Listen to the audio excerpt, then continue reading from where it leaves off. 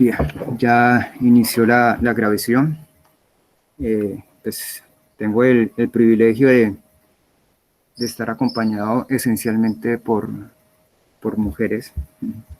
Es un privilegio, además que prácticamente es como una constante. Los que están siendo más regulares, incluso en periodos de gran inestabilidad, son ustedes.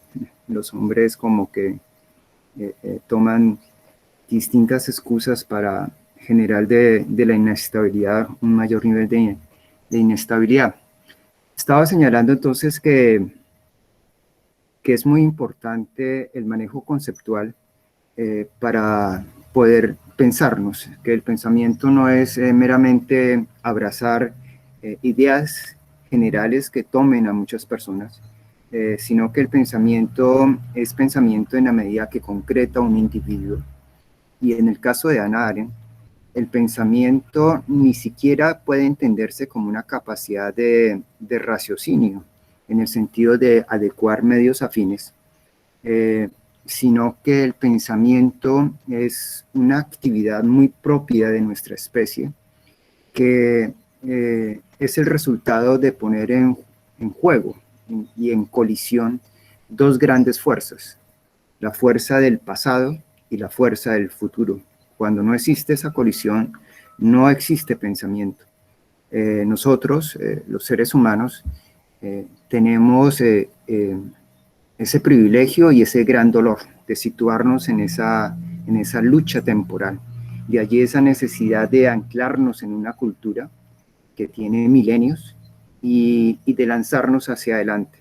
Cuando las fuerzas que vienen del atrás, si se quiere, y las fuerzas que vienen del adelante colisionan, es lo que forma el pensamiento y forma la individualidad.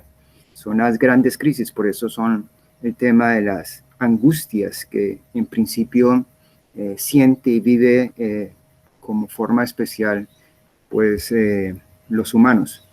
Los demás seres vivientes viven en un eterno presente. Difícilmente ellos logran extrapolarse en el tiempo, o se extrapolan en el tiempo simplemente bajo el uso del criterio de manejo de causalidad, de racionalidad, es decir, voy a buscar determinado fin, cuál es el mejor medio para ese fin. En esa medida se sitúan en el tiempo, pero no tienen esa extrapolación tan fuerte que tenemos nosotros, que va a constituir precisamente el pensamiento y que nos une a través de la cultura. En los conflictos que hemos tenido, en lo que se llama los conflictos sociales, aquí lo que se ha evidenciado, como en mucho lo que nos acontece a nosotros como seres humanos a partir del inicio de la modernidad, es sentir gran malestar de lo que nos está sucediendo, pero una gran dificultad de poder enunciar en palabras lo que acontece. Enunciarlo en el sentido de poderlo pensar, enunciarlo no en el sentido de situarme frente a enemigos, que eso es realmente muy fácil. Catalogar al gobierno, al presidente, de dictadores, de asesinos, y situarse uno en el otro lado de la gente sufrida es un terreno extremadamente fácil y cómodo. Para la actividad del pensamiento se requiere sobre todo pensar problemas. Y eso es una dificultad que hemos visto nosotros, pero que no es inherente a lo que nos acontece como colombianos, sino como lo muestra Hannah Arendt en el prólogo, es inherente prácticamente a la humanidad a partir de un proceso y cada vez más, digamos, más fuerte a partir de 1600, del inicio de la modernidad. Ella va a decir que nosotros, los seres modernos, tenemos una altísima incapacidad para poder pensar, para poder pensarnos. Ese va a ser como uno de los elementos que va a señalar como una característica de la modernidad. Y eso es lo que vamos a tratar de mirar en el día de hoy, que es cómo es que nos presenta Hannah Arendt su mirada de las personas que están habitando el mundo moderno, y por qué el texto entonces de la condición humana se centra precisamente en tratar de mirar la faceta económica y cómo la faceta económica del ser humano genera una altísima reducción, ¿sí? Primero, entonces, de los que están aquí, pues la idea que tenía era pues, tener como un mayor grupo porque creo que están por fuera del WhatsApp, pero de los que estamos aquí, quedémonos simplemente, ustedes ya tienen el texto, o sea, el texto yo se los envié por el WhatsApp, el texto de Hannah Arendt. Profesor, buenos Sí, días. Lo que pasa es que pues yo soy de la edad rural y pues yo con mi facultad estamos asistiendo a las reuniones que se han hecho y pues yo hasta ahorita, hoy 6 de julio, que era como estaba establecido en el documento que dieron a circular, es que yo entré a la clase de epistemología. Entonces no, yo no estoy metida ni en ningún grupo ni nada y no sé nada de eso. Y quisiera saber, profesor, cuántas clases han tenido y en dónde puedo encontrar pues como las grabaciones para yo ponerme al día. las grabaciones, Paula, o sea, las voy a subir esta semana. Espero subirlas a una cuenta de YouTube, que creo que es más fácil que intentar subirlas por los distintos grupos, ¿sí? Entonces la voy a subir allí. El grupo de WhatsApp, no sé, bueno, Agustina me está diciendo que si ha estado en clase, me disculpa toda esa Agustina, no. Eh, eh, Angie, Judy o Agustina, si ustedes tienen la facilidad de ponerle el link de nuestro grupo de WhatsApp aquí a Paula, eso, muchas gracias. Ahí lo tienes, Paula. Entonces, el texto de Hannah Arendt está en PDF, ahí también está el programa. Si Judy te lo puede enviar por el WhatsApp, reenviarlo, ambos, entonces para que lo tengas, o si no me esperas, que yo soy muchísimo más lento para después de la clase volvértelo a reenviar, ¿sí? Entonces, los dos puntos que me planteas, lo de los videos, dame, esta semana para trepártelo y yo te lo confirmo apenas esté en el canal. Bueno, se supone que es un canal, así lo llaman. Entonces, y te estaré enviando pues a todo el grupo el link para que se actualicen de las clases que hemos tenido. En principio, solo con el grupo de la Facultad de Educación del día jueves en la tarde y el viernes, fue un grupo con el cual solamente se trabajaron las dos primeras clases. Las otras no se lograron trabajar por el tema del paro. En los demás hemos seguido con uno o dos que han estado, pero con los estudiantes de la Facultad de Economía sí ha sido total, ¿sí? La Facultad de Educación sí ha tenido problemas. Profe, qué Sí, pena, y Paula. la Facultad de Ciencias Políticas y Jurídicas. Si están en este curso de la Facultad de Educación, o sea, el día miércoles nosotros hemos tenido todas las clases. Lo mismo ¿Todo? sí, lo mismo el jueves en la mañana. Aquí hemos estado, no hemos fallado. O sea que Eh, ya están bastante avanzados. no, o sea, Angie, Paula, no hay problema, no, porque nosotros, independientemente del paro, que nos sirvió por el problema del paro, habíamos tenido tres que lo ampliamos a cuatro clases, haciendo como una especie de contextos, ¿sí? Entonces, la primera clase fue presentación del contenido del programa. La segunda fue una clase en la cual estuvimos hablando sobre Hannah Arendt. Y la tercera y la cuarta estuvimos dedicados a enfrentar un poco más el tema la diferencia entre naturaleza y mundo, y en todas ellas, creo que con Judy es testigo, había momentos que trabajábamos mucho el problema que estábamos aquí enfrentando, el problema de las reivindicaciones sociales, del paro y demás, ¿sí? Entonces, en relación a contenidos, nosotros habíamos programado, y así quedó Paula, que iniciamos ya directamente contenidos hoy, esta semana. En relación a contenidos, en relación a los controles de lectura, pues no tienes ningún problema, ningún atraso en relación a lo que se ha venido desarrollando. Eso estaba pensado, no solamente, o sea, se acomodó para el tema del paro, pero así estaba dispuesto más o menos el tema del programa del curso, ¿sí?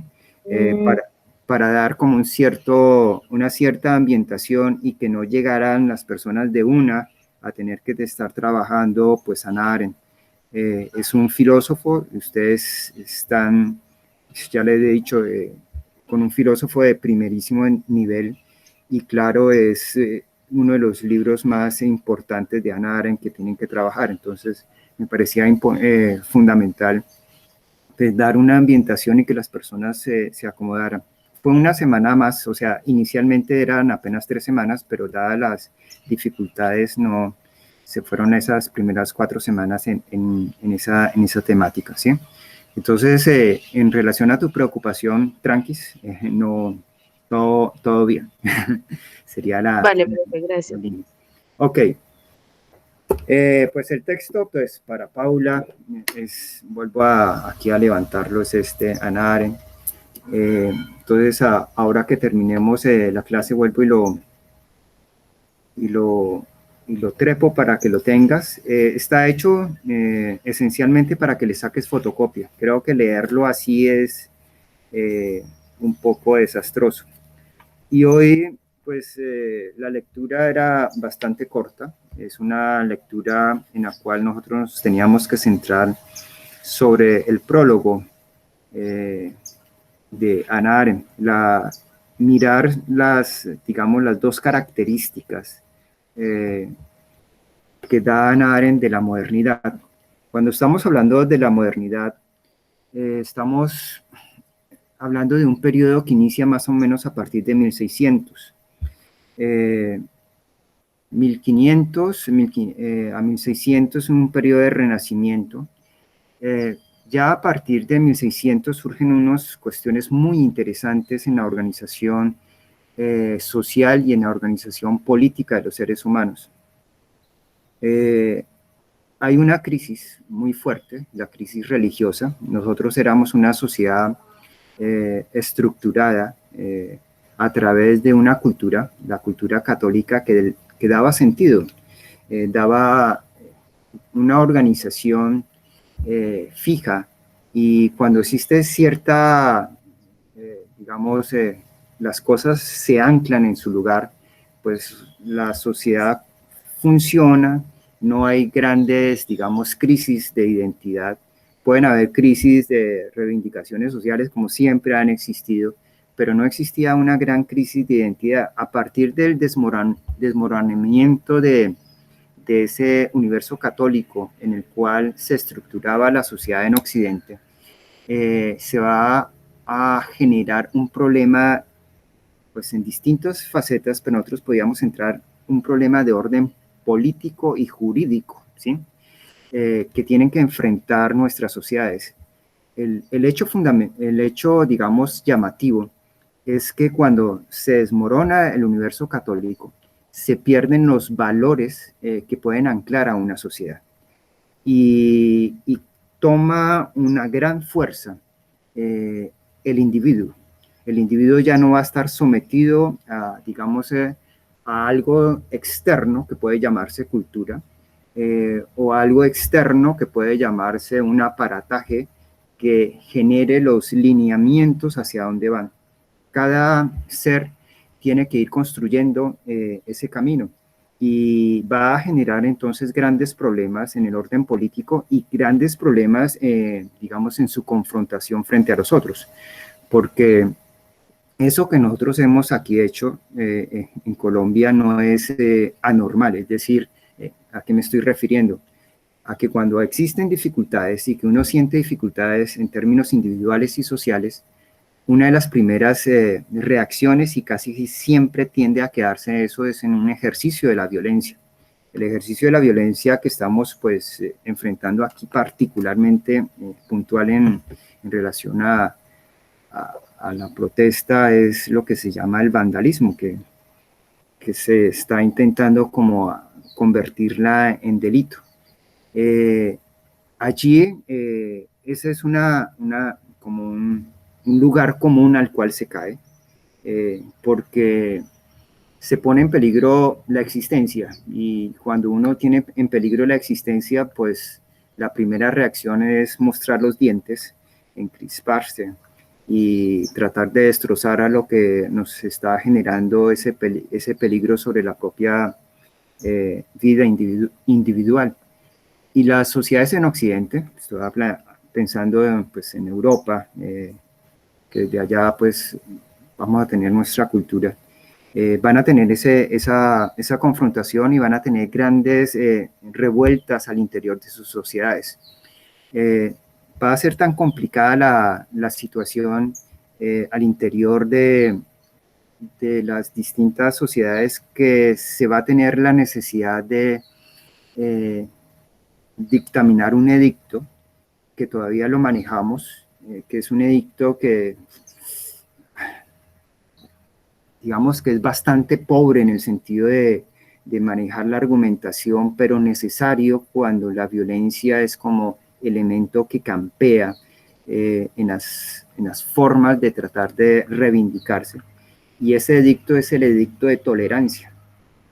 Cuando ya no existen criterios que homogeneicen a una sociedad y cada individuo se mueve en su propia línea, van a surgir entonces muchos conflictos, y esos conflictos que van a ser no teóricos, sino de puñetazo, se van a solucionar a través de un edicto de tolerancia, y es, en palabras muy simples, sería aguante lo que usted no considere que es, sopórtelo, así como usted lo tienen que soportar. Entonces ese va a ser como un edicto para tratar de dar una solución a esta confrontación. Por supuesto, eh, la, la sociedad no se va a quedar meramente en el edicto de tolerancia, sino que van a surgir respuestas en el ordenamiento político. Y una de las primeras respuestas, tal vez de las respuestas más importantes que va a tener la modernidad para solucionar estos conflictos, va a ser el liberalismo político, ¿sí? Liberalismo político es una de las grandes conquistas que tiene la modernidad, y es el intento, es un intento porque en eso estamos, de poder llevar las diferencias a un debate de ideas. Eso se va a anclar con una forma de democracia, que es lo que ustedes seguramente habrán escuchado mucho en estas protestas, que son las democracias liberales. Hay digamos, dos grandes democracias. Una democracia que se mueve bajo el criterio de la mayoría impone, y es una democracia esencialmente de número, capacidad de convencer. Se hace muy importante, más que el ágora, la capacidad de cautivar, el manejo de la información, el manejo de la retórica, el poder hacer bandos. Colombia, por ejemplo, cuando tiende no solamente Colombia, cuando cualquier país tiende a esas dicotomías de blanco y negro, aquí tendríamos Petro, Uribe, Perú también tenía la misma situación, lo mismo estaba sucediendo en los Estados Unidos. Cuando las democracias caen en esas grandes separaciones y una sociedad está altamente dividida, tiende a moverse bajo el criterio de una democracia de número. El que toma la mayoría impone, y la mayoría se va gestando a través de una especie de cautivar a través de distintas facetas. Puede ser el mercadeo, pero también puede ser el manejo del sentimiento. Esa es una democracia distinta a la democracia liberal. La democracia liberal tiene como eje central es el debate de ideas, y esa va a tener un nombre que es digamos, una democracia parlamentaria. Busca que los grandes temas se discutan en el debate, en el Parlamento. Surge con mucha importancia el tema de la diferencia, pero la diferencia no para ser tolerada, pues claro, no para tampoco destrozarla, pero la tolerancia aquí se pierde como elemento referente, sino que la diferencia va a ser muy importante para poder construir frente a los diferentes problemas que unen, ¿sí? No requiero soportarlo, sería la postura.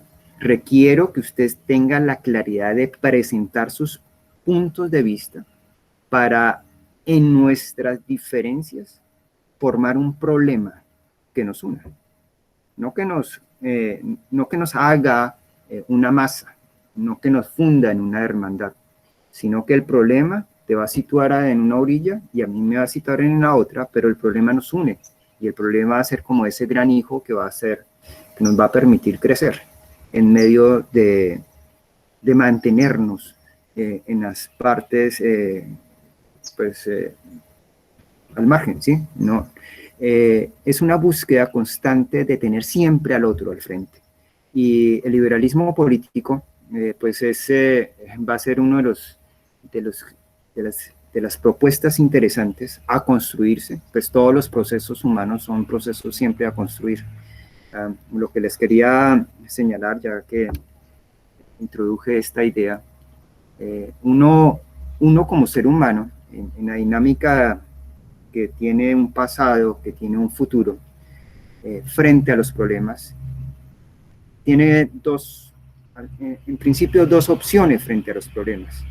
Pensar que los problemas se pueden solucionar de una vez y llegar del infierno al paraíso, o saber que la vida es un problema y que es una tarea de todas las generaciones, ir construyéndose, ir transformándose. La democracia liberal se mueve en la otra línea, en la línea de ir construyendo y transformándose lentamente, sabiendo que siempre hay cosas constantes por ir afinando, ¿sí? Eso fue uno de los grandes elementos que dio este surgimiento de la individualidad a partir de 1600. Nosotros podíamos decir la individualidad humana es un producto de la modernidad, pero la respuesta es no. Los griegos, que es donde Hannah Arendt, pues la filosofía toma el mundo griego, es el gran referente, lo que va a marcar uno de los grandes sellos de Occidente. Los griegos descubrieron, o no descubrieron, fueron conscientes que cuando se habla de humano, la especie humana es una especie humana en tanto es pluralidad, no multiplicidad, sino pluralidad. ¿Qué significa eso de pluralidad frente a multiplicidad? La multiplicidad es mucho de lo mismo. Una masa, una protesta, la gente encapuchada, es mucho de lo mismo. Se hace poderosa por ser número. Eso es mucho de lo mismo, eso es multiplicidad. La pluralidad es mucho de lo diferente. Es cuando existen personas tomando sus voces. Y los griegos asumieron que eso era lo humano. Vida humana es una vida de seres individuales donde cada quien es distinto de los otros. Es lo que nosotros iremos a llamar que somos irrepetibles. El hecho de ser irrepetible no lo da la estructura genética. De cierto, cuando somos netamente seres económicos, que es una de las características que irán a suceder a partir de 1600. Somos reemplazables, somos mucho de lo mismo. La pluralidad es un hecho político, de asumirnos como seres capaces de tener una voz. Y los griegos fueron muy conscientes de eso, y por eso armaron las ágoras. Entonces, una ágora griega no era para tomar una votación y se impone los que hayan ganado. Eso sería lo menos importante. El ágora griega tenía la virtud de poder escuchar lo diferente, de tener muy presente lo diferente.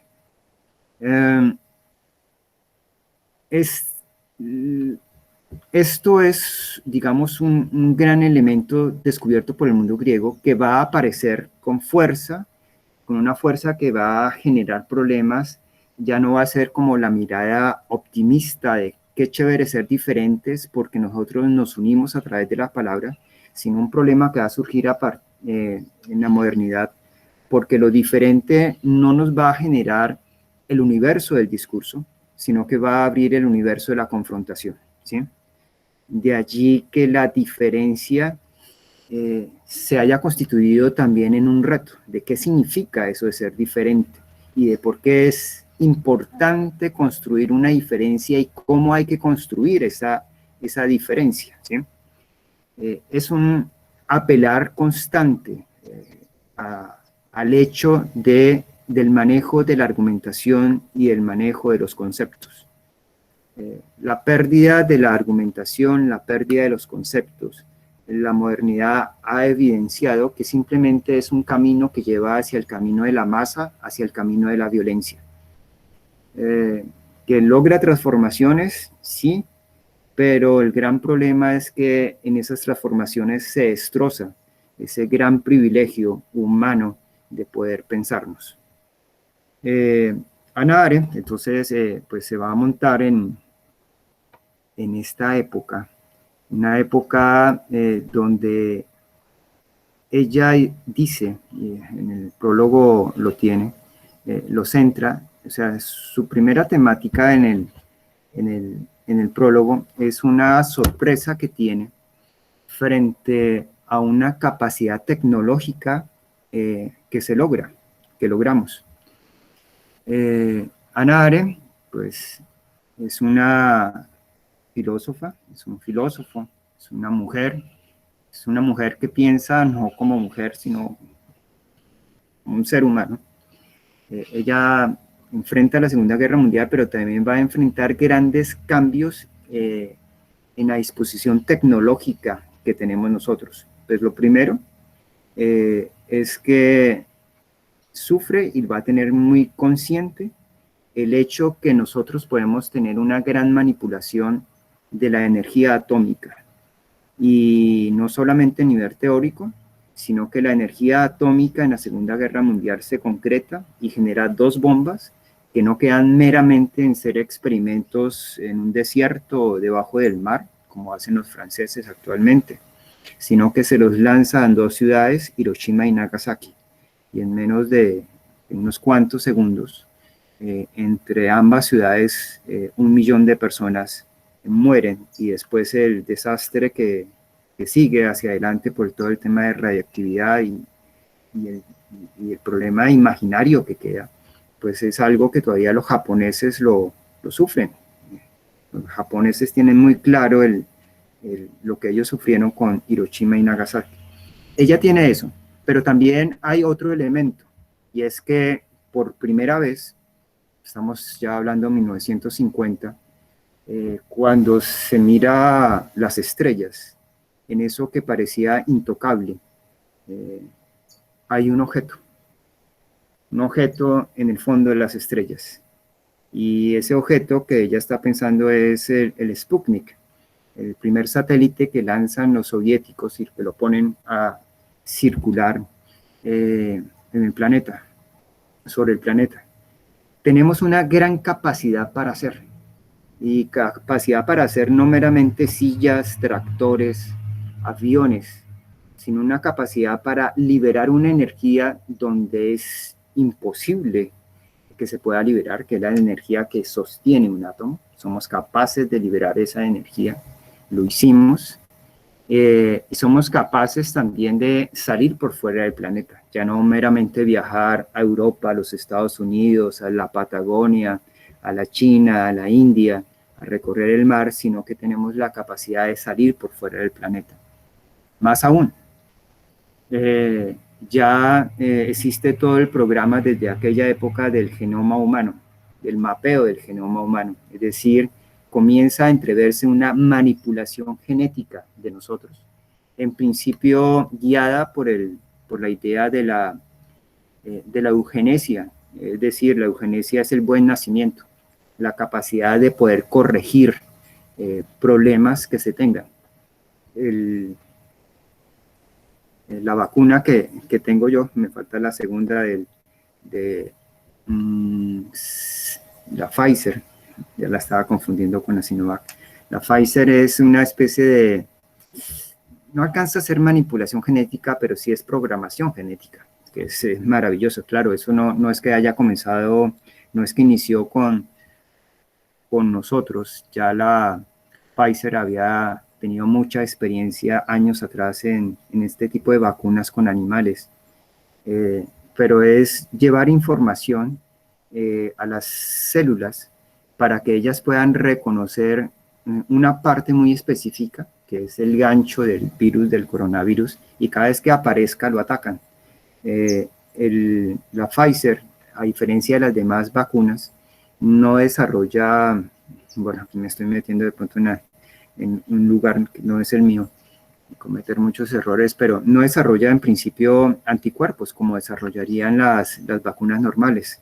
A uno le ponen un virus inocuo, como es la Sinovac, o un vector viral, como es la AstraZeneca.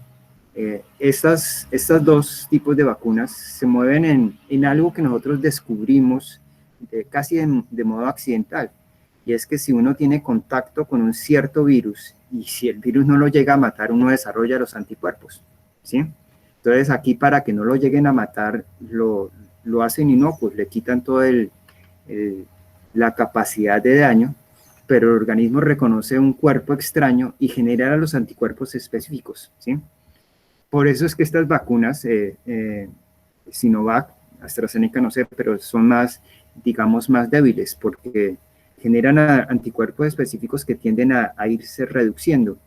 Y el gran problema, además, es que el coronavirus, pues es un virus ARN que es altamente mutable. Pero la Pfizer se mueve en otro criterio, en el criterio de generar una nueva programación, se mete directamente a la célula para que ella pueda reconocer ciertas partículas que cuando se entra en el sistema, entonces desarrollan el sistema apropiado para destruirlas, ¿sí? Tenemos unas capacidades de manejo extremadamente sorprendentes. Podemos hacer demasiadas cosas, pero cada vez nos queda más difícil poder entrar a, digamos, a saber si eso que podemos hacer es lo que deseamos hacer. Son dos cosas diferentes, ¿sí? Entonces, traigo eso a uno de nuestros problemas que generaron nuestra, pues, digamos, el florero de Llorente en nuestra situación actual. La reforma de Carrasquilla, bueno, se reforma de Carrasquilla, se quedó ya con el apellido de Carrasquilla, realmente no es de él. La reforma fiscal que se fue para abajo y que muchos consideraron que fue el gran logro acabarla y acabar con el ministro de Hacienda. Entonces, la reforma no fue hecha por Carrasquilla, la reforma fue hecha por un grupo de académicos. Es un grupo de académicos de altísima formación. Cuando estoy hablando de altísima formación es que no son personas solamente con pregrados, sino con doctorados.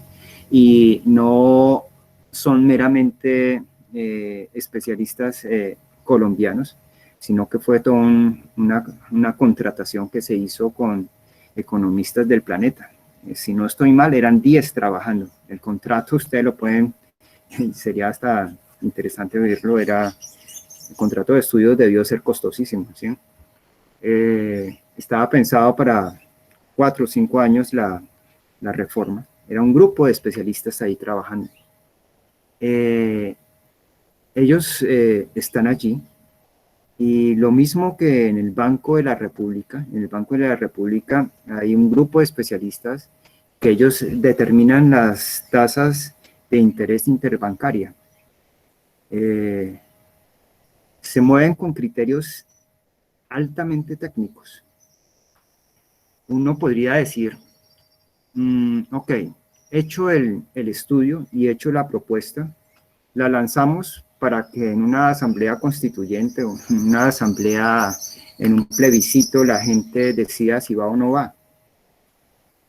Ahí había problemas. ¿Cuál es el problema? Que la gente cómo va a entrar a votar sobre una reforma que es altamente técnica. En principio tendría que hacerlo, pero tendría que prepararse para eso.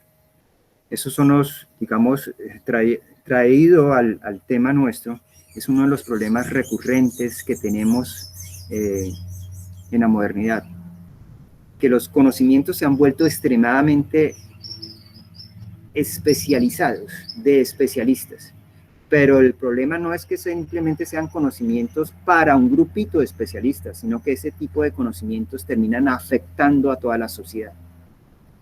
Y la sociedad misma entonces le toca acatar en principio o rechazar, como se hizo acá, pero rechazar de forma violenta, no con argumentos ni nada, lo que se pone. No hay capacidad para pensar, porque se vuelven extremadamente complicados los problemas, los temas. Tenemos capacidades para hacer, pero muy poca capacidad para pensar lo que podemos hacer. En la vida cotidiana uno lo podía señalar y pues no hay mayor problema, unidad, pues sí, qué chistoso. Pues. Yo enciendo y apago un televisor con un aparatico y no sé cómo funciona. Pero ya sacándolo por fuera de la vida de la casa, del hogar, hay una cantidad de temas que nos están circulando, que nos están afectando, donde la participación nuestra es imposible. Y no es porque se cierre, es decir, no es porque un grupo de especialistas decidan que esta es la reforma que se tiene que hacer, sino que en términos gruesos no existe la preparación para entrar a mirar la parte de lo que allí se está discutiendo. Entonces uno, en la reforma de Carrasquilla, queda solamente sobre pequeñas arandelas, y arandelas que se van a ventilar, motivando no los procesos de reflexión, sino los procesos de confrontación, de lucha. Y de lucha no argumentativa, sino de lucha que va decantándose directamente hacia el terreno de la violencia, ¿sí?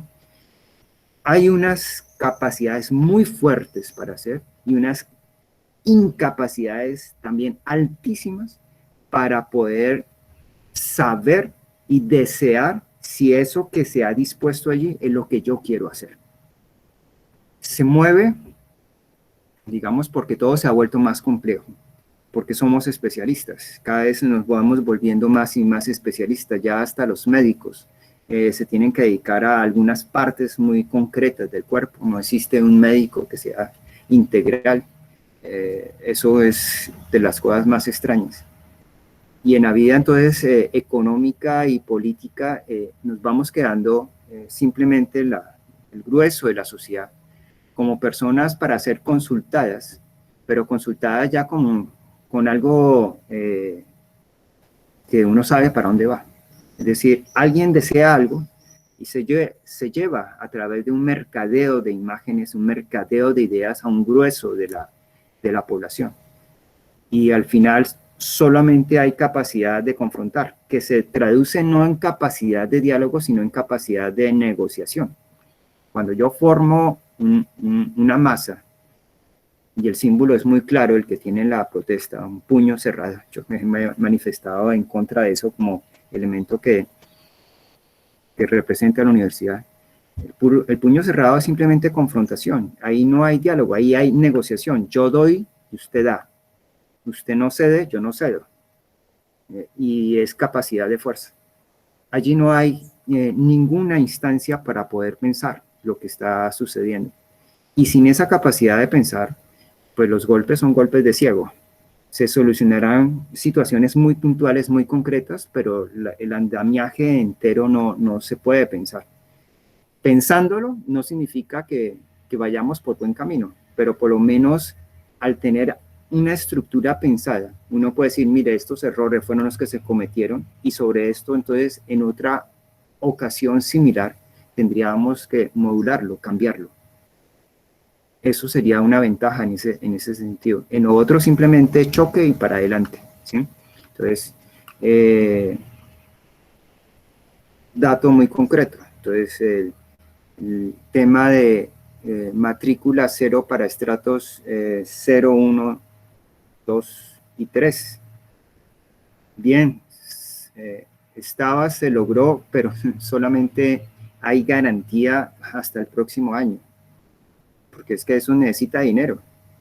O sea, no basta con pedir, no basta con ceder, hay que pensarse como una sociedad, cómo van a ser, de dónde van a salir los dineros, cómo se va a estructurar precisamente todo este tema de impuestos. Eso requiere no meramente emoción, sino salirnos incluso de nuestras propias urgencias para pensar las urgencias de una sociedad en general. Hannah Arendt entonces está señalando que nosotros tenemos una altísima capacidad para hacer, pero una igualmente gran incapacidad para pensar. ¿Cuál va a ser los problemas? Entonces el problema no es meramente que yo no tenga tiempo. Hay otro elemento todavía mucho más complejo, y es que cada vez más las distintas facetas de conocimiento, los distintos campos del conocimiento que tienen una injerencia directa sobre la vida humana, se vuelven mucho más matematizables y van a tener un lenguaje extremadamente técnico que permite que solo los especialistas se puedan comunicar entre ellos. Y los especialistas se pueden comunicar entre ellos, pero ya vieron, por ejemplo, en la reforma de Carrasquilla, pueden pasar por encima una cantidad de cosas que para el grueso de las personas es evidente. Y es, hombre, está muy bien el tema de impuestos, usted está pensando en una sociedad para 4 años, pensando en un equilibrio fiscal en 4 años, pero ya se puso a pensar en la realidad en que está. Si usted pone eso así, ¿usted cree que eso va a pasar? De hecho, no pasó. O sea, el especialista, por más especialista, no es que necesariamente tenga una lectura apropiada del mundo donde está. Porque para tener una lectura del mundo donde está, no basta con tener un fuerte conocimiento en alguna de las partes, se requiere toda esa complejidad. Y eso a veces también falla. Entonces, hay un problema, y es que el lenguaje con el cual se están tratando los problemas son lenguajes extremadamente técnicos, primer problema. Entonces, ¿por qué es un problema? Porque a la discusión no llegan personas no técnicas. Entonces, no tiene mayor sentido que he hecho una reforma fiscal entre especialistas, entonces después se diga, lancemos esto como un plebiscito a ver si la sociedad en Colombia lo quiere o no lo quiere. Porque allí la manera como se va a decidir, no se va a decidir a través de conocimiento, sino se va a decidir a través de confrontación, que algunos de las personas entonces digan, esto no me interesa, vamos a poner este caballito de batalla para acorralar a los otros y yo arrastro a esta cantidad de gente generando masa, ¿sí? Entonces, técnicamente nos quedamos por fuera de la discusión por ser un lenguaje extremadamente sofisticado.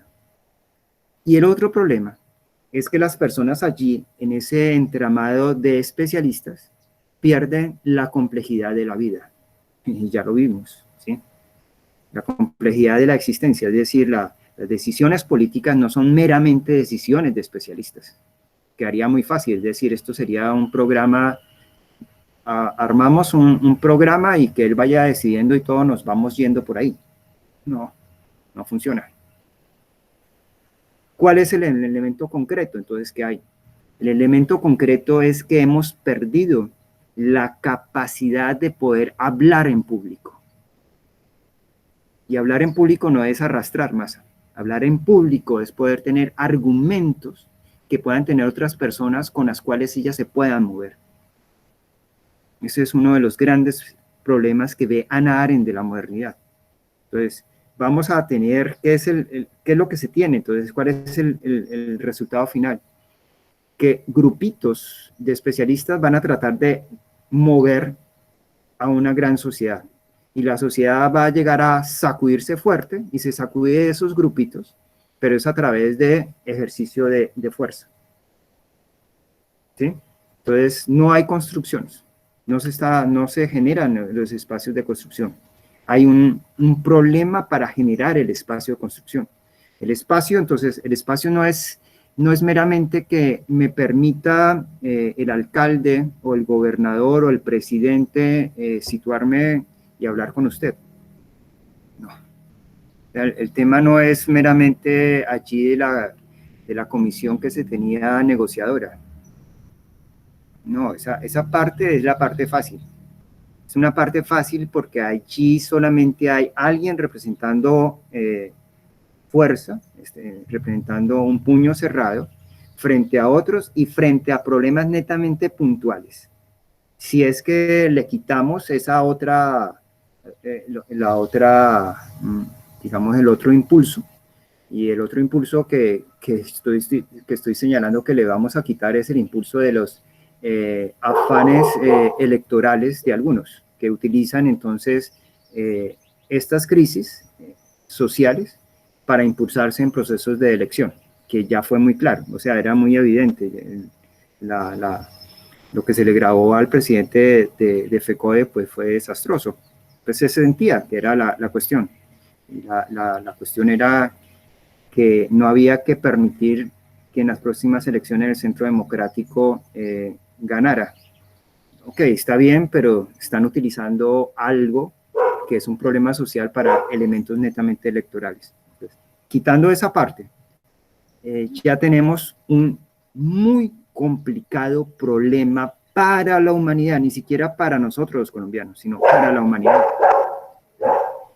El problema complicado que señala Hannah Arendt es que nuestros problemas como sociedad económica, como sociedad política, no son manejables a través de las palabras, a través del discurso.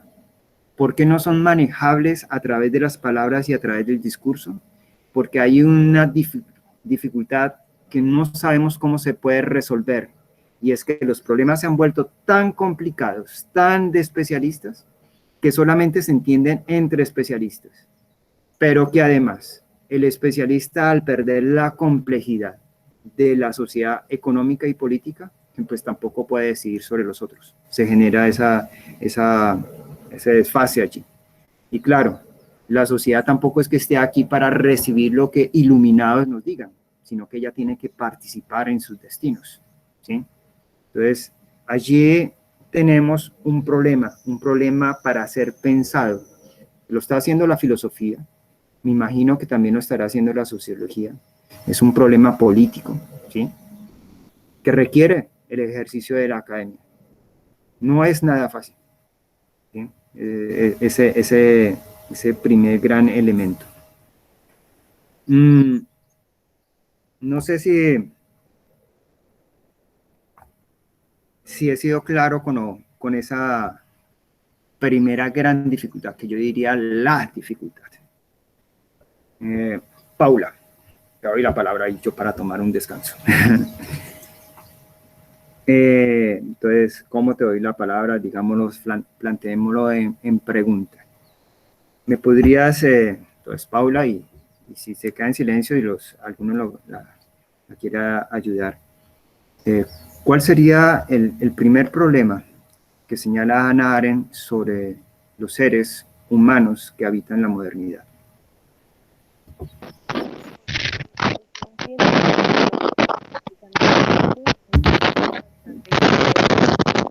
Espera, Paula, Paula, hay problemas con tu sonido. Aló, ¿me escuchan? Sí, ahora sí, sí. Ahora sí. Pues no sé, yo sí he leído el texto que su merced envió algunos que sucedió hoy. En realidad, bastante que aunque sea la modernidad, el desarrollo en masa, Paula, espera, un momento, no sé, espera que, ¿no? no sé, uy, espero que mi sonido no esté así de desastroso. No, si se está escuchando horrible, Paula, le escucho con mucha interferencia, espero que no esté así el mío, y por favor, cuando yo tenga problemas también de sonido, me lo hacen saber. Yo se lo escucho muy bien. ¿Sí? ¿Todavía me escucha mal? Ahora sí, Bueno, perfecto. listo. Pues bueno, profesor, le venía diciendo que con lo que usted ha dicho en la clase, Ujú.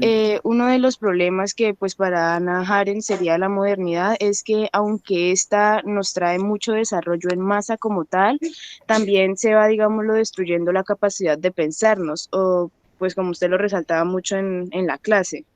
Ujú. Y como decía ella, pues que los seres modernos tienen una altísima dificultad para poder pensar, que ese era el gran problema de la modernidad. Ok, listo. Quiero concretarlo, Paula, y concretarlo con usted. Y voy a ir tomando aquí de una vez también sus participaciones porque pues, ya estamos en clase. A ver, quiero concretar la parte de pensar para que ustedes tengan elementos para que esto no quede meramente como en el aire y que puedan decir sí tiene sentido, no tiene sentido. Definitivamente ese curso habrá que pasarlo porque tocó, pero de pronto puede que no solamente sea pasarlo, sino que nos dé luces sobre lo que estamos. Quiero llevarlo y puntualizarlo es al tema de la palabra, al tema del diálogo. Nosotros hacemos parte aquí de un salón, de un aula de clase. Por fortuna, al menos en esta clase, esta clase se nutre esencialmente de palabras, se nutre de ideas, no tiene ningún otro escenario, aquí no nos movemos ni con videos, ni con carteleras, ningún tipo de ayudas, diapositivas, ni nada. Esta clase esencialmente es palabra, es diálogo, diálogo no, es palabra, es discurso. Uno de los esfuerzos que me toca hacer, es obvio, es tratar de llevar un discurso elaborado, muy elaborado de un filósofo, en este caso Hannah Arendt, a sus oídos.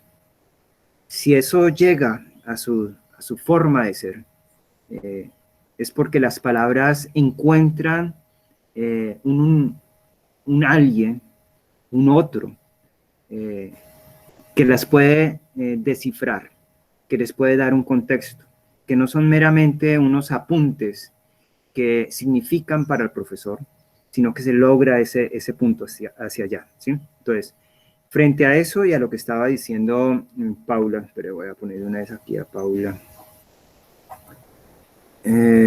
A ver, esto de las participaciones, pues para mí las participaciones son muy importantes, pero además como hay que sacar notas, yo voy sacando día a día, significa que en los controles de lectura, a los que hayan participado, les voy sumando en esos puntos, en los controles, ¿sí? Para que tengan también esa, digamos, esa tranquilidad frente a las notas.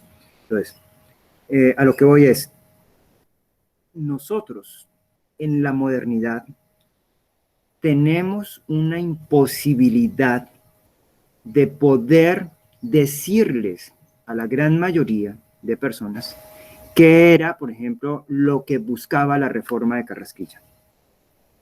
Y no es meramente una imposibilidad por no haberlo leído, sino porque, digamos, muchos de sus temas, o algunos de sus temas, eran tan refinados que para que tuviera eso algún sentido en nosotros, tenía que yo armar un curso. ¿Sí? Es decir, tenía que formar a mi interlocutor para que me escuchara. Lo cual es complicadísimo cuando estoy hablando en relación a una sociedad. Nosotros aquí estamos en un salón de clase. En un salón de clase tenemos 16 semanas para intentar llevarles a ustedes los problemas que ve Hannah Arendt de la modernidad. Hay 16 semanas en las cuales ustedes tienen que llegar, esforzarse, un material de lectura. Pero ante una reforma, como es la reforma fiscal, pues el Estado, las personas que hicieron esto no cuentan con esa disposición de tener en su auditorio personas que quieran aprender y estudiar. Lo máximo que pueden es hacer como una especie de cartilla y vender su producto. Pero cuando yo estoy tratando de pensar algo, yo no puedo estar simplemente en que me venden algo, en que me endulcen el oído. Tengo que tener la capacidad de levantar la mano. Ok, Paula, te escucho. Y ay, qué bonito, es que hasta ahora estoy ensayando esta plataforma. Bueno, profe, o sea, es que su merced está diciendo que uno de los problemas o una de las dificultades de la modernidad en sí es que por lo general cuando queremos transmitir algo a la mayoría de personas y esto es demasiado complejo, pues para el interlocutor es aquí donde se forma, digamos, el problema. Sí, ese es uno de los... Allí hay ya una gran dificultad que señala Hannah Arendt. Y que creo que la estamos mirando, no es solamente de Hannah Arendt, sino que uno la ve, y estoy trayendo el tema muy puntual nuestro de la reforma fiscal. Los problemas que tienen las sociedades. Admitir, Duan. Hola, Duan. Quiero admitir, espero que no lo hayas sacado. Los problemas que tenemos que enfrentar, o sea, hay un problema de la vacuna del coronavirus. La vacuna la desarrollaron especialistas, ¿sí? Era claro, pero lo tienen que desarrollar especialistas. Pero miren ustedes que además de desarrollar la vacuna y además de los problemas logísticos, de cómo llevarlos al planeta, se vino toda una discusión muy fuerte en si esa vacuna se tenía que aplicar o no se tenía que aplicar. La posibilidad de dar argumentos racionales a la gran cantidad de la población es difícil, es muy complicado, porque la gente se carga de imágenes que le venden y que ellas de antemano querían escuchar. Porque cuando uno va a pensar, uno no se dispone a escuchar lo que quiere escuchar, sino todo lo contrario. El pensamiento surge precisamente cuando hay cosas que lo impactan y que son completamente diferentes y que uno quiere precisamente eso que resulta totalmente diferente. En el tema de la vacunación, había toda un periodo donde se mostraba en la estadística cómo nos iba de mal en la venta de la vacunación, porque un gran número señalaba que no se iba a vacunar así tuviera la vacuna. ¿Cómo argumentarlo? Era una dificultad. ¿Cómo se hizo? ¿Y cómo se maneja? O sea, la argumentación se pierde y lo que hace es prácticamente es señalarse algún elemento llamativo y se mueve eso como mercadeo. Y eso se puede hacer tanto en beneficio del tema de la vacuna como situarse en contra. Y en esta época, donde es tan fácil los medios de comunicación, donde hay redes sociales, pues ustedes ya ven todas las dificultades. Entonces, el mercadeo mueve la masa. Pero el mercadeo nunca nos va a situar en el terreno del pensamiento. Para situarnos en el terreno del pensamiento necesitaríamos espacios como un salón de clase, que le queda muy difícil a una sociedad. Los medios de comunicación se van reduciendo cada vez mucho más. Yo veo el noticiero Caracol de 1 hora y malo, pero malo. 30 minutos son de propagandas. Y la información que se presenta es una información simplemente de información. No es que le van a situar a usted un problema para que se detenga y piense, donde se muestren los argumentos de un lado y de otro, no las distintas posturas ideológicas, porque eso también es muy fácil, poner a Petro y a Uribe dándose duro, ahí uno no saca absolutamente nada. Pero cuando se intenta en la diferencia mostrar un problema de una argumentación, ahí sí ya es muy importante para la sociedad, porque ahí la sociedad puede entonces empezar ella a concebirse, ¿sí? Pero estos espacios son altamente reducidos. En los canales radiales hay intentos, por ejemplo, de hora 20, que es en Caracol a las 8 de la noche, comienza a las 7:30, donde distintos panelistas, más que, y eso que a veces también se les sale eso de la mano, más que mostrar sus puntos de vista, intentan pensar problemas, ¿sí? Esta es, digamos, uno de los grandes retos que tenemos. Y el reto no es meramente de la falta de espacio, lo que yo estaba señalando, sino de la sofisticación del lenguaje para enfrentar las dificultades que son inherentes a la vida nuestra. Entonces, es altamente sofisticado ese lenguaje, y el que sea altamente sofisticado implica que la gran mayoría queda por fuera. Y cuando alguien llega e impone, entonces se ve lo que nosotros hemos tenido. Entonces, si alguien impone, los otros se van a oponer, pero no por argumento, sino también por fuerza, ejercicio de violencia. Entonces, en eso estamos aquí en Colombia. Entonces, en Colombia estamos en una crisis social donde sentimos que las cosas marchan mal o que hay mucho por cambiar, sentimos, pero hasta el momento nulidad para poder pensar. Porque la confrontación muestra efectivamente que es nula la capacidad de poderlo pensar. Entonces hay simplemente procesos de negociación, donde se ponen bandos. El problema del bando es que el bando cautiva. Entonces, están cautivados. Y dependiendo de la sagacidad con que se maneja el medio de comunicación, y una sagacidad que va directamente al estado emotivo, entonces se vuelve el puño más poderoso. Entonces, cuando el puño es más poderoso, puede negociar más. Eso es todo, ¿sí?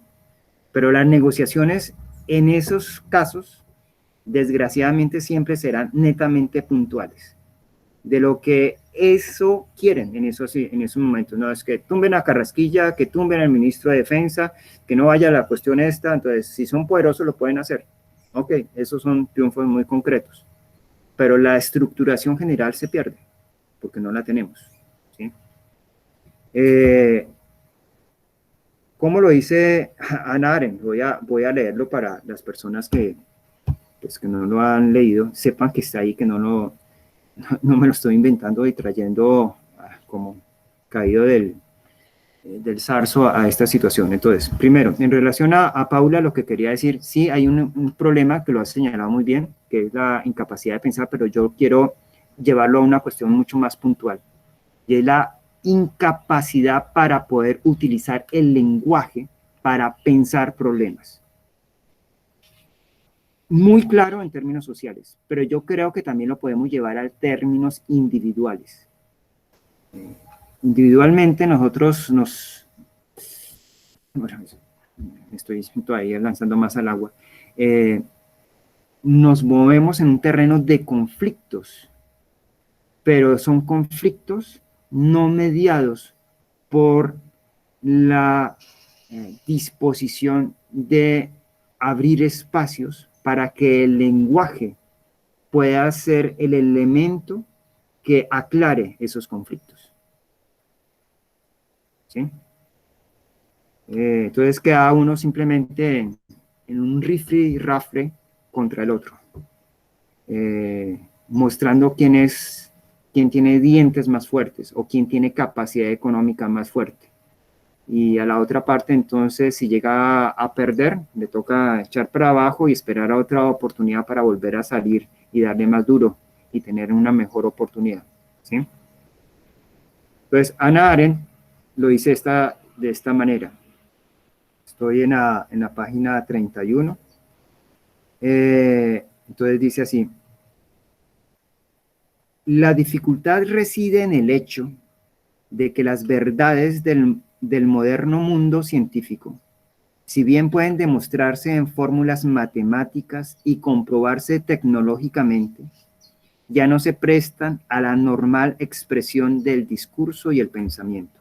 Entonces, discurso y pensamiento en relación a Paula van de la mano, pero los quiero concretar, ¿no? Para que no quede meramente como palabras, como puede ser la palabra libertad, igualdad, fraternidad, que utiliza uno, humanidad, que uno se llena su boca al pronunciarlos, pero que al tratar de decantarlo y señalar qué quiere decir, se queda por fuera. Entonces, cuando estoy hablando de pensamiento, usted tiene pensamiento en la medida que tiene discurso.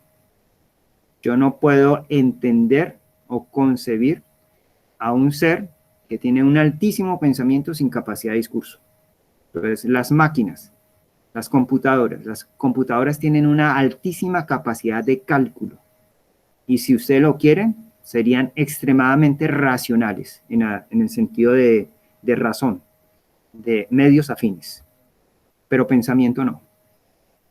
Pensamiento es lenguaje, pero no es meramente hola, ¿cómo estás? Ni esa cuestión, sino es esa capacidad de poder situarnos en relación a problemas, ¿sí? De mostrar cuál es el problema que estoy teniendo y dárselo al otro.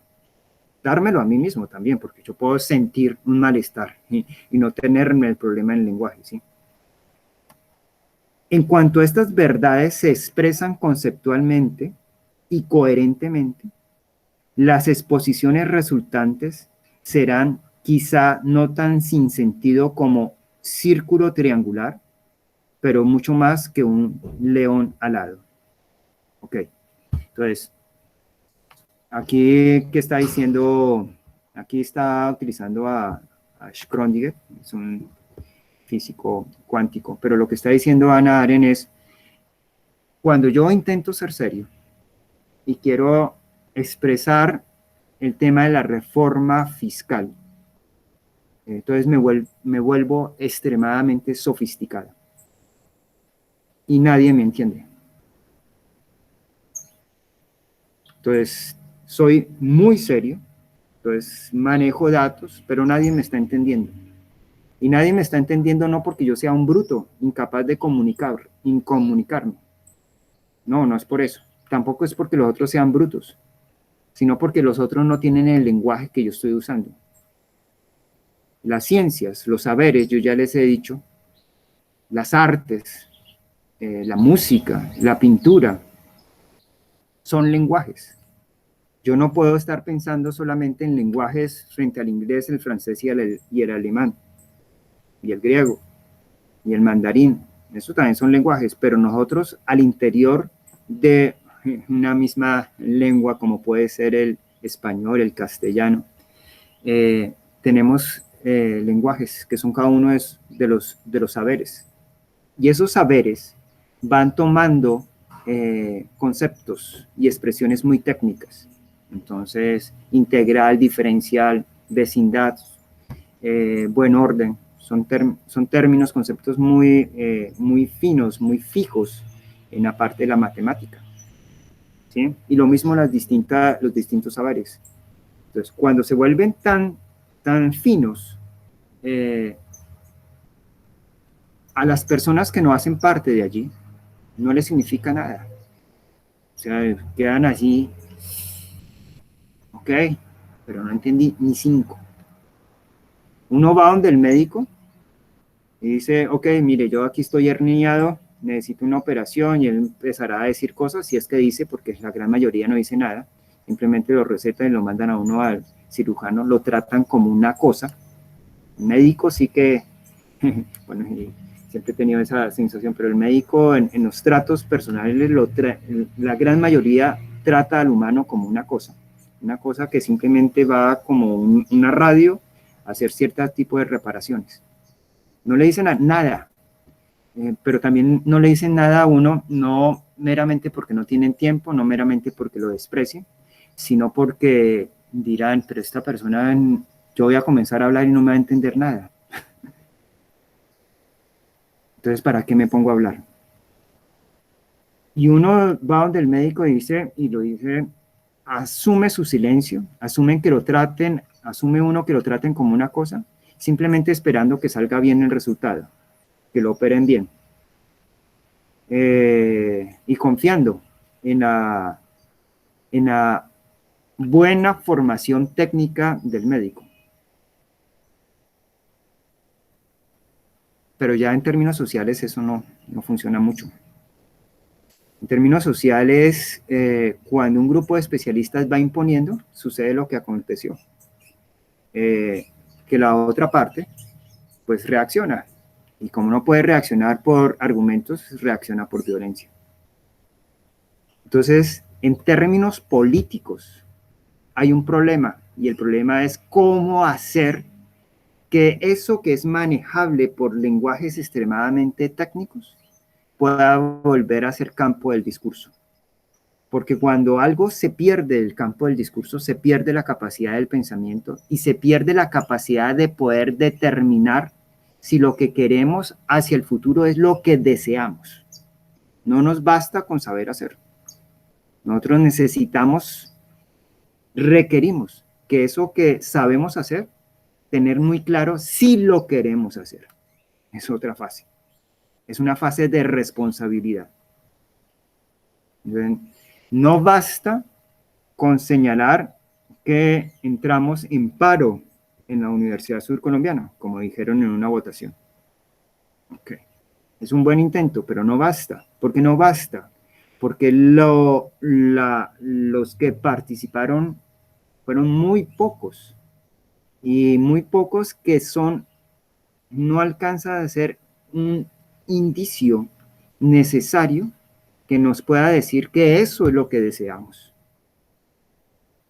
Entonces, que no quisieron participar, ok, entonces hay que mejorar porque no quisieron participar. Porque es que si tenemos claro que somos una sociedad no meramente funcional, sino una sociedad política, es decir, una sociedad que arma su futuro, necesita construir precisamente los elementos de pensamiento, los elementos de discurso. Y la universidad entonces no puede quedarse de espaldas y moverse en los mismos problemas que estamos. Entonces, la universidad, al decidir un paro, se dio cuenta de un problema gravísimo que tiene la sociedad colombiana y un problema gravísimo que tiene el planeta. Y es que a la sociedad se la está llevando, entonces en este caso a la universidad, sin que resulte claro si eso es lo que quiere la universidad. Y no podemos seguir en el mismo juego. Entonces estamos jugando de la misma manera de lo que queremos cambiar. Entonces, esa votación pone una cuestión ya muy clara. Aquí hay problemas. No estoy ya hablando ni siquiera de Colombia ni del Huila. Estoy hablando de la Universidad Surcolombiana. La Universidad Surcolombiana tiene una dificultad de poder aclararse qué es lo que quiere hacer. No tiene mecanismos donde se haga manifiesto el pensamiento de lo que podríamos llamar el pensamiento de la universidad, por parte de estudiantes, por parte de profesores. Hubo un buen intento, pero no funcionó. Fueron apenas 1.200 los que aprobaron. Y en total, si acaso, la votación no llegaría ni a 3.000 ni a 4.000 personas. Cuando solamente los estudiantes son más de 16.000. Solamente los estudiantes. Entonces, esto es elemento teórico de un filósofo, Hannah Arendt, enfrentando la modernidad con problemas que está señalando y que calan perfectamente en lo que estamos nosotros. Es decir, está su sutileza para mirar las dificultades de la humanidad creo que son muy ajustadas, extremadamente finas. Y nos llama precisamente a tener eso ahí presente, ¿sí? ¿Cómo sigue? Todavía no sabemos si esta es una situación final. ¿A qué se está refiriendo? A la pérdida del discurso. Es decir, el ser económico no es un ser político. El ser económico no requiere discurso. Al ser económico le basta con tener un buen empleo, en que ustedes salgan con un título y encuentran lo que llamaríamos un empleo, buen empleo. Y eso también es problemático, que sería eso de buen empleo, pero bueno, que se enganchan en la parte económica. Al ser económico le interesa el resultado, lo que se obtiene. Entonces, no, que matrícula 0 para estrato 0, 1, 2 y 3 a perpetuidad. Listo, lo logró. Eso le interesa al ser económico. Que se tumbó a Carrasquilla. Ok, muy bien. Que se tumbó la reforma fiscal. Ok, muy bien. Que se tumbó al presidente, que muchos llaman dictador. Ok, muy bien. Esos son resultados del ser económico. Le interesa el resultado. Al ser político, le interesa el discurso, la capacidad de pensarse. Y eso no lo tenemos. Y no me estoy refiriendo, no lo tenemos los colombianos, sino no lo tenemos los humanos que habitamos el actual planeta. Se nos ha esfumado ese discurso. Ese discurso lo tuvieron y por eso es un gran referente los griegos en sus ágoras. Los mecanismos de participación en la orquestación de cómo se piensa los mecanismos políticos, intentaron, bajo el modelo de liberalismo político, fortalecer lo que se llama una democracia parlamentaria, que es a través precisamente de generar discurso de argumento. No es meramente discurso de cautivar. O sea, el que va a escuchar lo que le place, él va es a una comunidad de hermanos religiosos, como quiera. Pero la vida política no es de comunidades, es de un discurso que confronta. Es un discurso que se da no para agradar, sino para que se mueva la capacidad de pensarnos, que es diferente, ¿sí? Entonces, ¿qué se ha perdido? ¿Qué se ha esfumado? La capacidad discursiva. Y Hannah Arendt, este texto lo escribió hace mucho tiempo, pues mucho tiempo no como los griegos, yo ya no sé, la condición humana será década de los 70, no me recuerdo muy bien, pero no se pregunta, ella considera, entrevé que puede ser una situación final. Situación final, es decir, que ya no nos vamos a mover por discursos, sino que lo que vamos a tener en nuestras marchas y reivindicaciones sociales va a ser lo que hemos tenido. Una fuerza que se mueve y que trata de después generar el tema de impacto de violencia, en términos vandalismo, para hacerse escuchar, para hacer más que escuchar, para lograr sus objetivos y cambiar las cosas que consideran ellos que hay que cambiar, que son netamente puntuales, ¿sí? Ahí no hay discurso. Eso se pierde totalmente, se pierde esa capacidad política. Sigue. Pero pudiera ser que nosotros, criaturas atadas a la tierra, que hemos comenzado a actuar como si fuéramos habitantes del universo, seamos incapaces de entender, esto es, de pensar y hablar sobre las cosas que no obstante podemos hacer. ¿Sí? En este caso, sería como si nuestro cerebro, que constituye la condición física, material de nuestros pensamientos, no pudiera seguir lo que realizamos. Y en adelante necesitaremos máquinas artificiales para elaborar nuestro pensamiento y habla.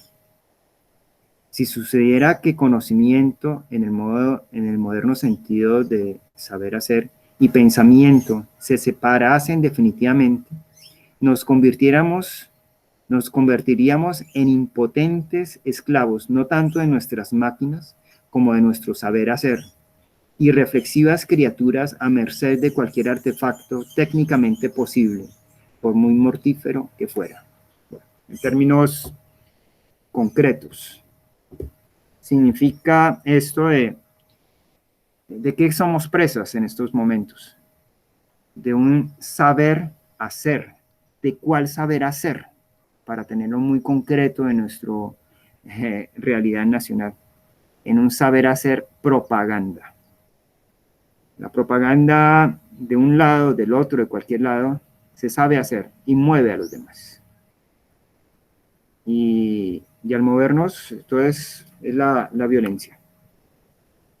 Tenemos grandes masas de un lado y del otro.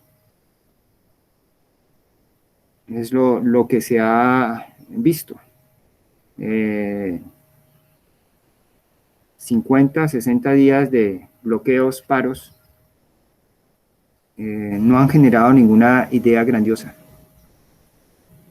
No ha aparecido por ningún lado un Antanos Mocus en su lucidez que pudiera canalizar lo que está sucediendo. De hecho, ni siquiera los líderes que aprovechan estos momentos para reivindicarse tampoco se han presentado, a no ser para incentivar más el fuego. Una especie de estado de incendio. Entonces, sabemos hacer una gran propaganda que nos arrastra, y nos arrastra a todos, ¿sí? Y aquí en Colombia y en cualquier parte. La guerra de las informaciones, que se da por esta crisis, en que lo que nos permitiría ver el problema está expresado de un modo tan especializado que quedamos al margen. Es lo que va sucediendo en esa situación. Entonces, perder el discurso es perdernos como capacidad de seres pensantes y perdernos como seres políticos. En estos 50, 60 días de marchas y conflictos, han estado seres económicos en este marco teórico. No han estado seres políticos. El ejercicio de la política ha brillado por su ausencia. Y es una tendencia que se expande y cada vez mucho más fuerte. Simplemente entonces es el silencio del sonido y la furia lo que se va gestando, ¿sí? Esa es una invitación y un reto muy complicado. La invitación es la necesidad de poder tener elementos teóricos, de poder asumir elementos teóricos y que las personas que los tengan, poderlos llevar a los demás. Y llevarlos a los demás no en términos de propaganda a vender, a cautivar, sino para que ellos puedan pensar. Para que puedan pensar lo que está aconteciendo, cuáles son los problemas que hay, ¿sí? Entonces, diríamos, por ejemplo, en relación a la reforma fiscal, uno de los temas muy interesantes que ahí aparecía y que tienen que pensarse por parte de aquellos que tienen este horizonte para pues, mejorar, es el tema de la recaudación de impuestos. ¿Por qué es importante recaudar impuestos? ¿Y por qué tiene que ampliarse, digamos, que a toda la sociedad? El tema de la inequidad económica, ¿cómo se resuelve? Y cuál era el modelo que se estaba tratando de usar. Una cuestión muy llamativa, ya mencionado acá, es reconocer, por ejemplo, que Colombia, como todos los demás países, tienen que hacer parte de un contexto internacional que es mirado y valorado, del cual está dependiendo la manera como él puede forjar su realidad. En una de las clases dedicadas al concepto de realidad de naturaleza, realidad del mundo, decíamos que en la modernidad el mundo lo construimos, la realidad del mundo la construimos a través de las distintas miradas, y que la realidad se vuelve mucho más fina cuando hay muchas miradas y se vuelve mucho más tosca cuando las miradas se reducen. Cuando solamente hay dos miradas, es decir, cuando una sociedad se divide en dos bandos, lo más certero, lo más claro que se puede tener es que esa sociedad ha perdido la posibilidad de agarrar la realidad de su mundo y que se está quedando en su terreno imaginario. Y todavía es mucho más grave cuando la realidad solamente es de una sola mirada. A eso lo habíamos llamado la privatización del espacio público. El espacio público es espacio público cuando tiene muchísimas miradas. Y cada vez que se van perdiendo, entonces hay una mayor tendencia a la privatización. Cuando un país solamente tiene dos posturas, pues es un país altamente privatizado, ¿sí? Y se privatiza totalmente cuando es solamente una sola mirada, ¿ok? Entonces, en ese contexto, si la realidad se forma a través de las distintas miradas, es muy importante que en los términos, en el campo de la política monetaria, el billete, el papel moneda, represente las miradas que tienen todos.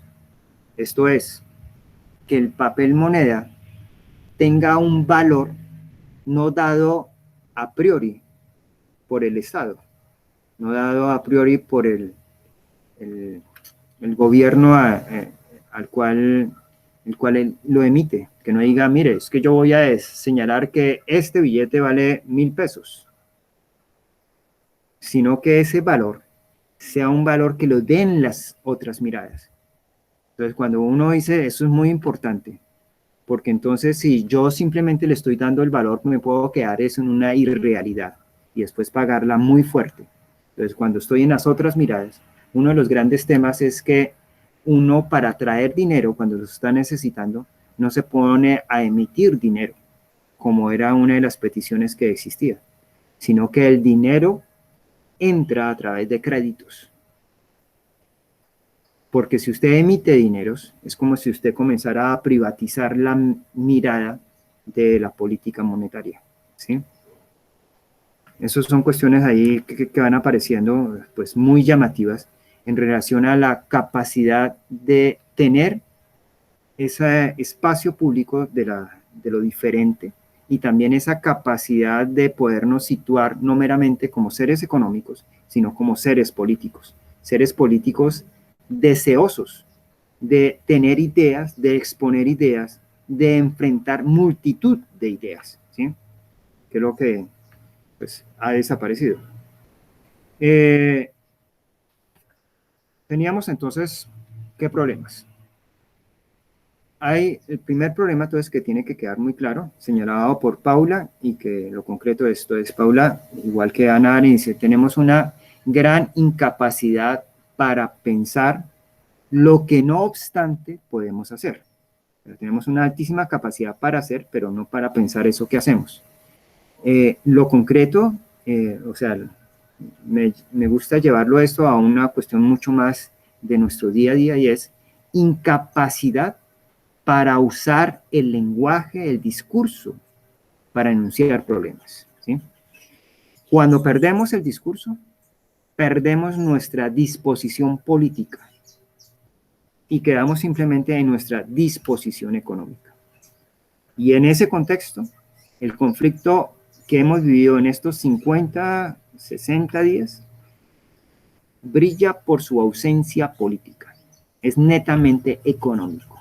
Y cuando estoy hablando netamente económico, significa que cada quien está en función de qué es lo que más desea ganar. Y lo que menos le interesa es el contexto general de la sociedad en general, ¿sí? Porque se pierde, se ha perdido. El ser económico es un ser netamente utilitario. Y por más que me digan que es izquierda cuando se está desconociendo a los otros, es porque lo que me interesa es mi punto de vista, me vuelvo yo, me vuelvo en función de mi interés. Ese es un tema. El otro problema que aparece en la época nuestra es un problema pues, relacionado con la pérdida del discurso, pero habíamos dicho, en la primera fase, en la primera característica es que el discurso es muy de especialistas, que hacen que los otros queden por fuera de ese discurso, de esos elementos técnicos. Además, que el especialista pierde la complejidad de sus entornos sociales, de sus entornos políticos. El otro está relacionado con esta situación y es que nuestra sociedad es una sociedad que le interesa poco el discurso, le interesa mucho hacer, pero que busca sobre todo es sobrevivir. Estoy tratando de llevar al lenguaje común y corriente nuestro.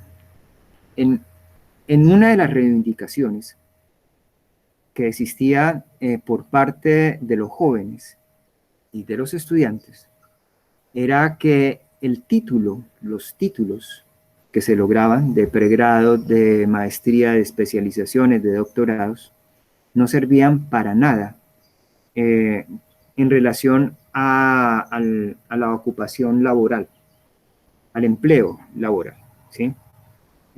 Ya porque no conseguían un empleo o ya porque el esfuerzo no tenía una contraposición, una reivindicación económica de acuerdo a ese esfuerzo, a esos títulos, ¿sí? Las personas a partir de la modernidad están muy interesadas simplemente en eso, bueno, muy simplemente están interesadas en mantener su vida, en conservar su vida, en poder alimentarse, en tener un techo. Necesitan tener actividades que son actividades netamente funcionales, digamos, no creativas.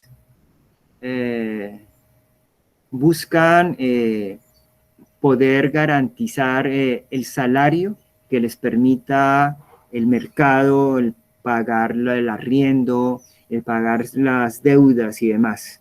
Hacia eso van. Hay una reducción de la capacidad humana, entonces a lo que va a decir Hannah Arendt, a una reducción a su faceta netamente laboral, a su faceta netamente económica.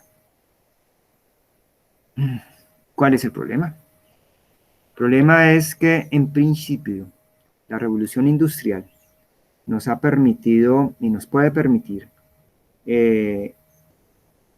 si no fuéramos tan mezquinos, que todos los problemas vitales de alimentación y de techo estuvieran prácticamente solucionados.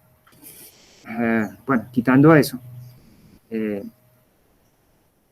lo que pues estamos viendo es que en todo eso que es netamente funcional, que queremos simplemente hacer, que es netamente repetitivo, los programas y las máquinas ya lo están haciendo.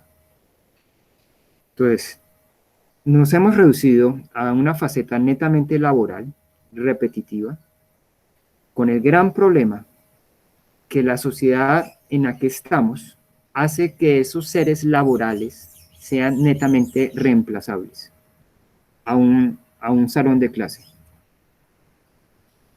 Si el salón de clase no fuera discurso, no fuera palabra,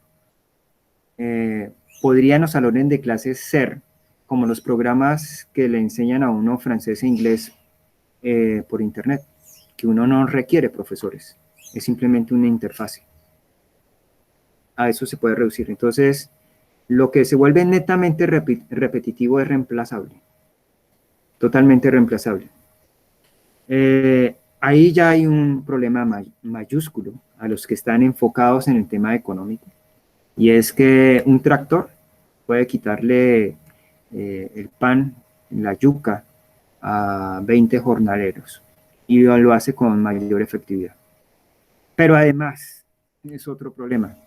Muchos ni siquiera tienen el problema de no tener que pasar hambre, pero sí no tienen nada funcional que hacer y entonces no saben qué hacer.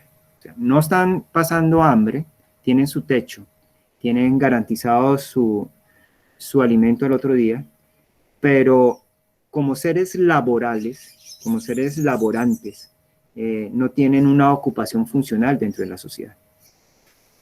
Porque no hay empleo o porque las máquinas se lo han reemplazado. Y aquí se le viene una crisis a esta persona. Ya no es una crisis meramente por no tengo por qué preocuparme por mi alimento ni que a dónde voy a dormir porque lo tengo garantizado, sino que no sé qué hacer.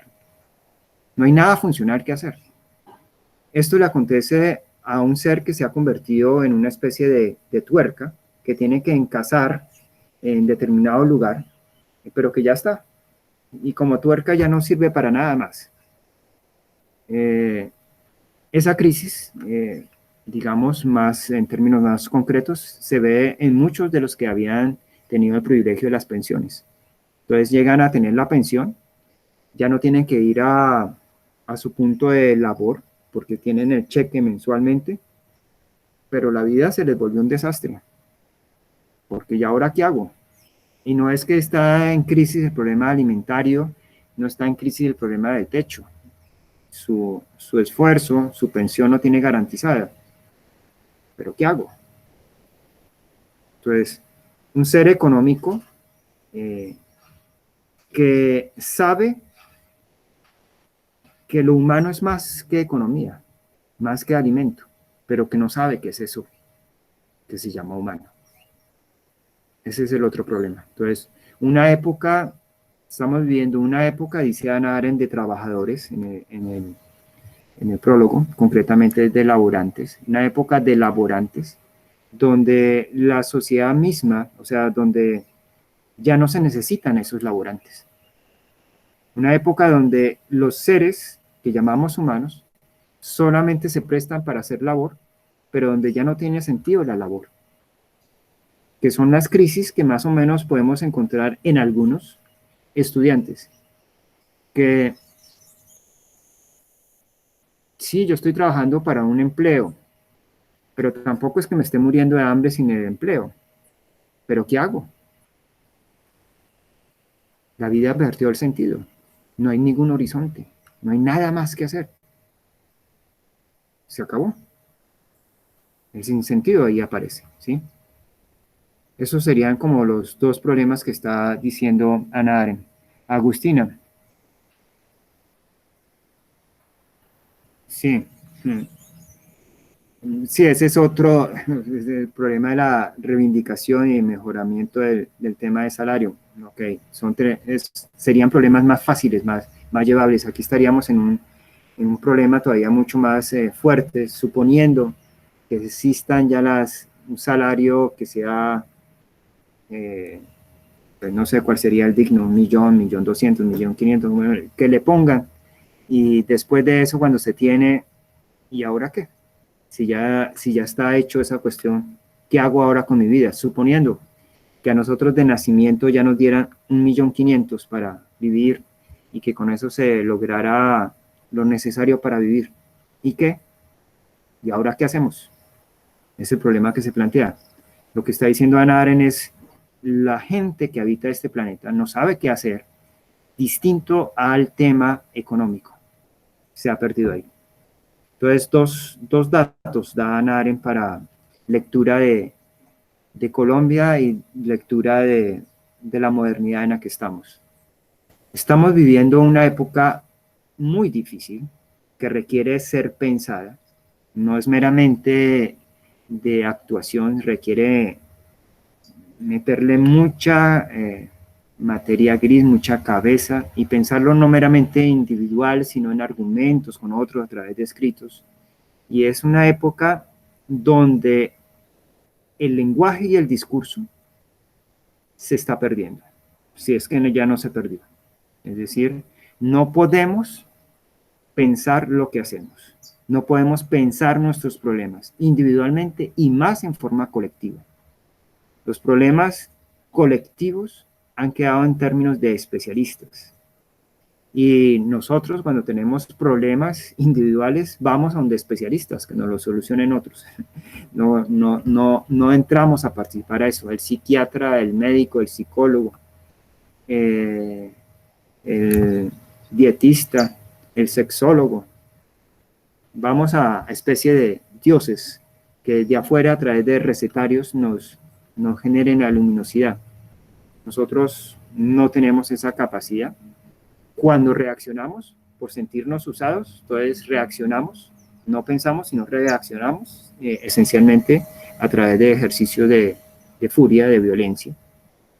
Ese es un primer problema. Entonces, primer problema, incapacidad para pensar lo que no obstante podemos hacer, o la pérdida del discurso. Y el otro es una sociedad de laborantes o una sociedad de trabajadores, de emplear el término, diría un poco inadecuado que utilizaba Hannah Arendt en el prefacio, al inicio, ya después lo va a corregir. Una época de laborantes, una época de trabajadores, donde ya no tiene sentido la labor y el trabajo. O sea, labor y trabajo, labor esencialmente en el sentido repetitivo. Una persona, un profesor, que se prepare para simplemente repetir cosas, es algo que es reemplazable por un programa.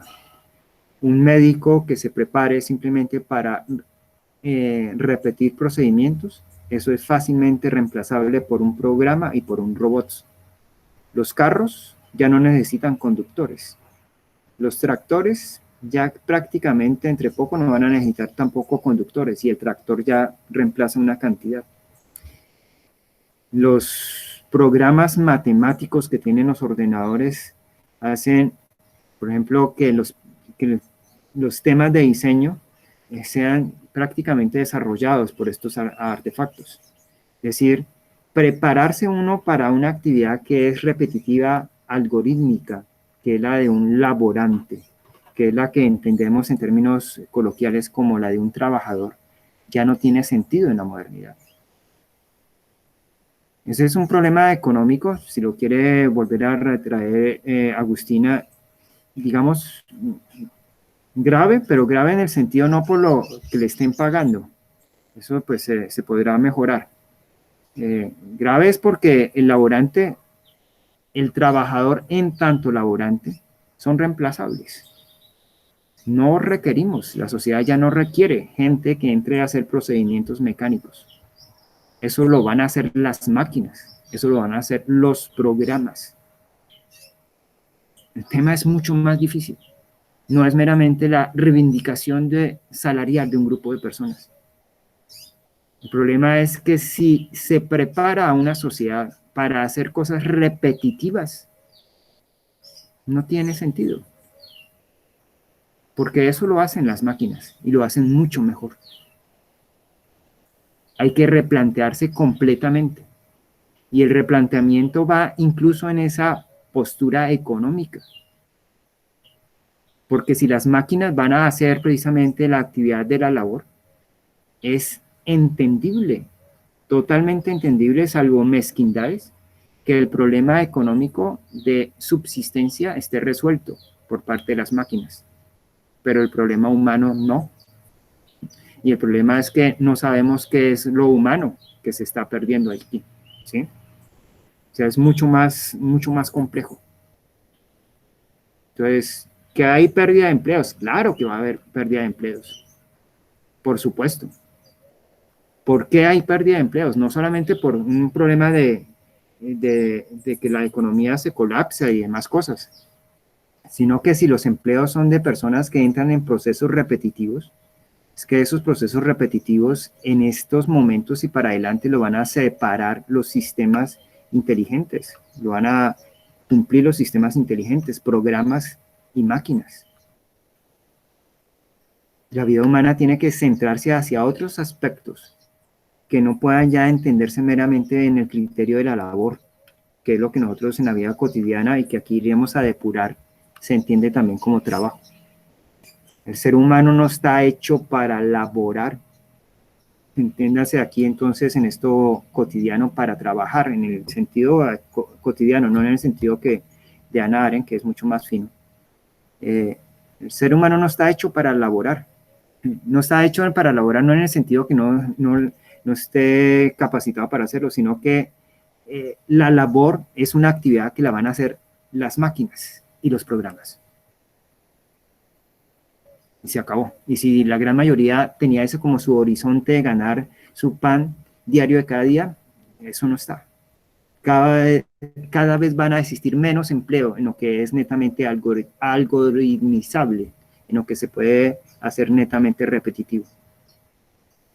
Médicos, procesos de aprendizaje y estudio donde sea simplemente procesos de repetir, ahí no va a existir ningún cuerpo humano, no va a existir ningún profesor, ningún médico, ahí va a existir, es un programa, que si le quiere dar un rostro amigable, pues le pondrán un rostro de un ser humano, si se quiere, pero que eso no va a ser ningún humano, ¿sí?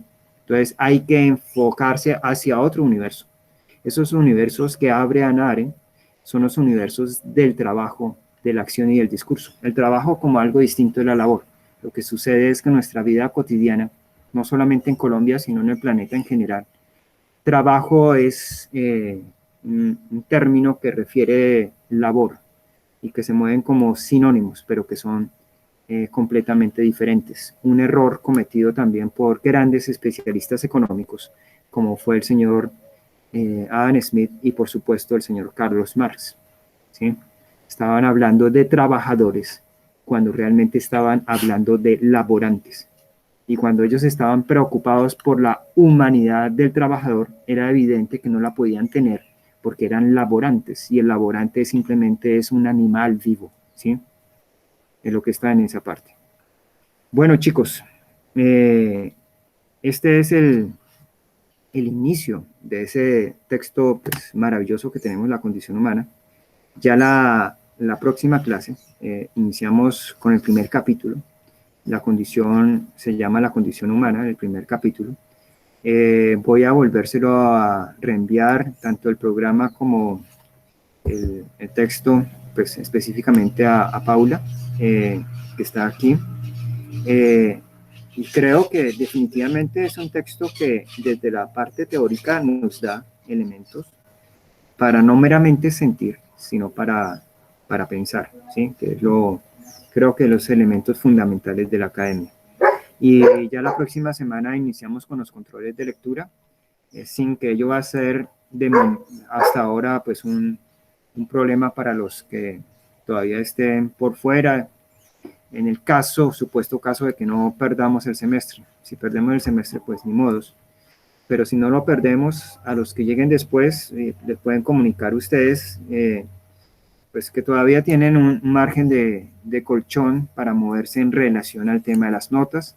Y voy a subir entonces los videos para que los que se quieran poner al día de lo que hemos venido trabajando lo puedan hacer. Pues de momento entonces me voy con Paula Garzón de participación, aunque Agustina ha estado también aquí escribiendo bastante, pues me gusta más que si pueden ejercer la oralidad, porque también la luz del sol me pega sobre la pantalla y me dificulta mucho también leerlo. Y la oralidad es oralidad, entonces definitivamente no se reemplaza, y más en un salón de clase. Un abrazo, que tengan un feliz día, que desayunen y nos estaremos entonces viendo la próxima semana. Que estén todos muy bien. Gracias, profe. Profesor, una pregunta para entonces la próxima clase. ¿Hay control de lectura del capítulo 1? Sí, no te afanes mucho del control de lectura. El control de lectura se hace al final de la clase, ¿sí? No es que, pues la lectura es una pasión. Es algo que les tiene que llegar, para mí no es algo que se tiene que obligar. Lo llamo simplemente control de lectura por darle algún rótulo. Me interesaría, y por eso ustedes tienen el texto, que lo lean, pero tampoco me muevo con el azote de que si no están leyendo, entonces sangre por todo lado. No, creo que esto es un ejercicio de formación, un ejercicio de conquistar otras delicias del ser humano, y en este caso muy concreto, pues una parte de la filosofía, que es un texto maravilloso de Hannah Arendt, La condición humana. ¿Sí? Entonces, en relación al control de lectura, es un control de lectura que se hace a partir de la lectura y que tiene muy en cuenta lo trabajado en la clase. ¿Sí? ¿Listo, Paula? Vale, profe, listo. Ok. ¿Listo, Agustina, Judy y Juan? Gracias, que esté bien. Gracias. Gracias, profe, hasta luego. Que estén muy bien, Judy y Dubán, que tengan feliz. Adiós, que estén muy bien. Feliz día. Adiós, Dubán.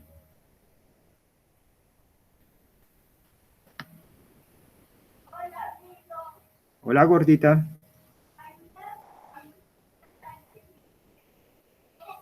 No, esto es Agustina Marcela.